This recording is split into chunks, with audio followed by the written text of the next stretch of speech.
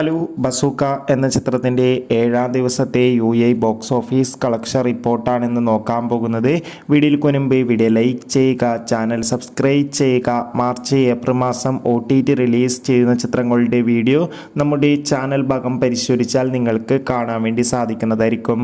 മമ്മൂട്ടി, ദിവ്യ Pillai, Shane Tom Chacko എന്നൊക്കെ പ്രധാന കഥാപാത്രങ്ങളായ ചിത്രമായിരുന്നു ബസൂക്ക.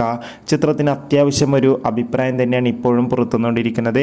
അതുകൊണ്ട് തന്നെ എല്ലാ സിനിമാ പ്രേമികളും ഒരേപോലെ ബസൂക്ക എന്ന ചിത്രത്തിൻ്റെ കളക്ഷൻ റിപ്പോർട്ടൊക്കെ അറിയാൻ വേണ്ടി കാത്തിരിക്കുകയാണ്.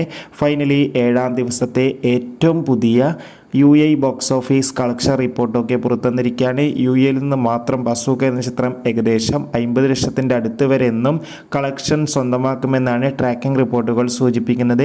കാത്തിരിക്കാം ബസൂക്ക എന്ന ചിത്രത്തിൻ്റെ കൂടുതൽ ബോക്സ് ഓഫീസ് കളക്ഷൻ റിപ്പോർട്ടിനായി.